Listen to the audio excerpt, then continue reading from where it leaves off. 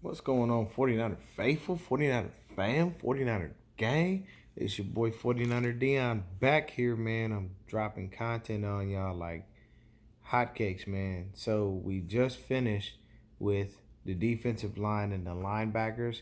So the next spot to move on to, as I told you in the last video, is my favorite spot of all, defensive backs. Now, I'll let y'all know that I love DB since I was a kid. Um, Before I get into that, definitely hit that like button. Please hit that subscribe button. Turn on the post notifications so I can keep you up to date on any and everything San Francisco 49ers. So, my love for DB started when I was a kid, man. My name is Dion, so I was always, compared to Dion. I was always called Prime Time. I was always any moniker he had, I had. So, and it wasn't that I played football because I didn't. I ran track, but the thing is just like who he was as a player was so much embodied the type of person that I was, the flashiness, the attitude, all of the things that he embodied as a player was the same kind of person that I was. I was that flash and flare when it came to running track and field, and I had that, that shit talking in me because I knew I was that damn good, and even if I didn't, feel that I could beat the person I was up against, I wasn't finna let you know that. I was gonna make you look like you was about to get dusted. So our DBs, we only have one DB that has a starting spot, and that is Uncle Sherm. Now, Uncle Sherm's contract is up after this year, people, just in case you didn't know. So, Richard Sherman's contract is up. This is the last year of his 3-year deal that he did sign with us. So, basically, as of right now, what I'm saying, he is the only bona fide starter on the squad. He will start at that left cornerback spot. So his right cornerback spot is up for competition. So the beauty of that is that it breeds so much competition that is just ridiculous and unruly. So I can tell you right now, we have Emmanuel Mosley, Akello Witherspoon, Jason Verrett, K'Wan Williams, looks like another dude, Jay Tabor, Tim Harris, who got injured last year that we drafted, this kid Jay Kelly, DJ Reed, and DeMarcus Acey. So out of all those names right there, of course, the two names that ring bells the highest are going to be Emmanuel Mosley and Akello Witherspoon. Now Mosley signed another year tender. He was a what we call an exclusive rights free agent. So basically, we had rights to him. Nobody else could really try to sign him or tender him or do anything because basically he had to come to us before he went to anyone else. And plus, they would have had to compensate us with draft picks had they tried to take him from us.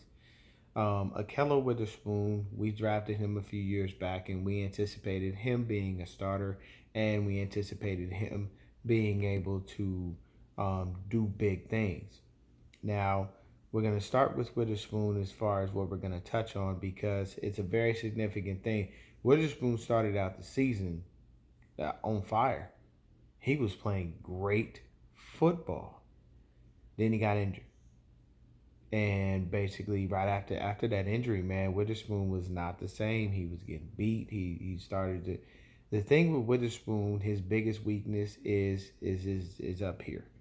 He defeats himself whenever he starts to have a string of bad games or he has a bad play. It's horrible that he doesn't actually wind up being able to overcome these mental hurdles because it's gonna happen. Every DB has a bad day, bro. Like there are days where some of the best, and I'm sure there's days where Uncle Sherman got smoked and he got beat up and gave up a bunch of catches for over 100 yards and a couple touchdowns. It happens to everyone, but the thing is how do you react? Do you have the mental strength and fortitude to go ahead and overcome these things in game and or overcome it for the next game? And it doesn't look like Witherspoon has that much. He was on that roll as soon as he got injured. We had to put E-Man in, E-Man Mosley, that is. And Mosley came in and did a wonderful job for him. So basically what they did was they didn't take Witherspoon's spot away. They said, nah, Kello, we're going to give you a chance to continue to keep your spot to do the things that you need to do. But the thing is, he kept getting beat, so they kept interchanging him with Emmanuel Mosley. So what happened eventually? They just pulled them all together. The one thing I can say about Akello is Akello didn't sit on the sidelines and fucking pout. He didn't cry like a little girl. He didn't sit on the sidelines happy and happy go lucky trying to be all up in everybody's business like Dante Pettis. He walked right over to the special teams coach and said, "Hey, give me all his reps, any assignments that he has, because he's going to need his energy because he's starting and I'm not." So that's admirable for a young man to see. I need to contribute in whatever way I can to help this team win, so I'm going to do it. The thing is we really want him to get over these mental hurdles that he has where he stops himself and he can't get past it. You know what I'm saying? Because if he did, then he would be a great defensive back. I really believe in my heart that Akello has the talent. He just has to get past that mental hurdle. And once he gets past that, that's going to be amazing for him because he'll turn into the DB that we all thought and know he can be. And for Emmanuel Mosley, he just got to continue to show up and show out. That man made an extra $500K last year just based off of his stats and the things that he did. He had an interception in the NFC Championship game against A-Rod. Like the man is just doing his thing. He played as locked down as possible. There were a couple instances where he got beat, but I mean, he was technically pretty much a rookie. So him getting out there and playing, getting that valuable experience, you will see a battle between him and Mosley for that backup cornerback spot. Now, K'Waun Williams is not to be mentioned because K'Waun Williams is our nickelback.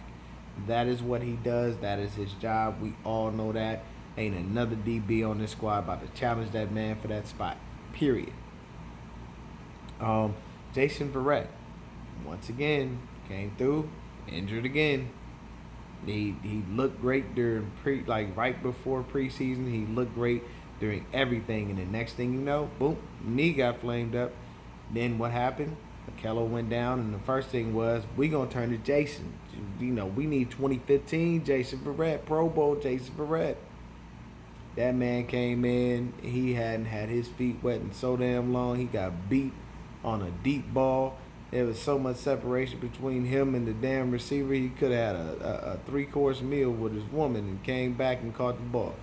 Like, he looked bad, man, and he just wound up injured again. Verrett is one of those people who has supreme talent, but he's injury prone. And if you can't stay healthy, you're not worth anything in this league, period, point blank. And I know that sounds harsh, but it's just the truth. It's still a business at the end of the day. You know what I'm saying? And if you take it too many sick days in the real world and you are at a job, at some point that job is going to start writing you up, and at some point they're going to let you go. They're going to come in and say, "Hey, man, what's going on? Why you keep getting, why can't you be at work? We're paying you to be here to do a job, and you can't even do that." Nah, man, you wasting my time. I got somebody else right here that can stay healthy, that can be on the job, that can be here for me every day. So you can lose your job real easily like that. But they gave Verrett another year, so let's hope that Verrett comes in hungry. We want to see I want him to be in almost every fucking snap during preseason. I want him to get his feet as wet as possible. I don't care if it's a vanilla defense versus a vanilla offense. Just him getting his feet wet and getting his feet back under him and being in football shape is what will show us whether he will be able to last the whole season and we can get the Verrett back that we know he can be when he's healthy, or is it going to be another injury-plagued season? I thought I could do it, but I'm good. We will find out. So for Tim Harris, we drafted him. He was like a 6th or 7th round pick from 2 years ago or just a year ago. He wound up getting injured. He never saw the field but from the sidelines. So he rehabbed. He's, back on the grind, trying to get back on the squad. I don't know if he will or won't make the squad. We've got this kid, Kelly. I don't really know who he is. Don't know much about him. He probably doesn't make the squad because we're not going to keep a ton of DBs. DJ Reed is there. He became a special teams guy to an extent. He does come in and play nickel.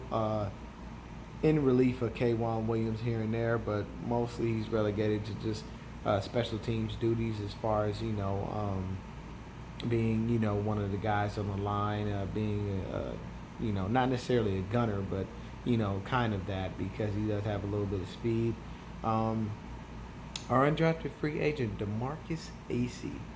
Now this kid is very intriguing. He doesn't have a ton of picks, but he's got passes defense hanging out his ass. This dude, I mean, if y'all don't believe me, let me go ahead. Let me get back to his. I have his college stats, man. Yeah, there we go, right there. It literally flipped right to the page for me because I got this shit right here. DeMarcus Acey, defensive back out of Missouri, 6'2", 195 pounds, 15 tackles. He played 8 games. He had 5 passes defense, 1 fumble recovery, and 3 interceptions. And you know, he's a great tackler and he's great at pass breakups, man. Like this dude will knock that ball down so much you will not even get anywhere near it. Now, I do believe that AC is going to do everything he can under the sun to challenge for one of those defensive back spots.